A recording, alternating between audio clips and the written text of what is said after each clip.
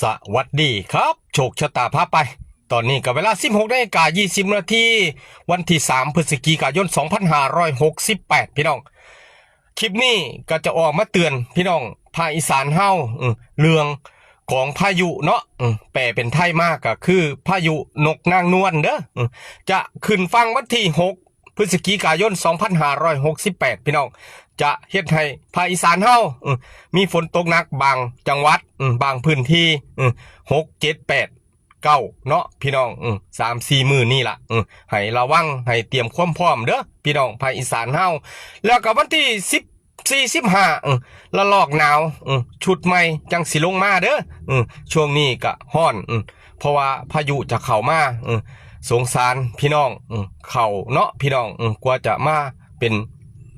สำเร็จได้เป็นปีพี่น้องเข้าบางเจ้าบางทงกะนอน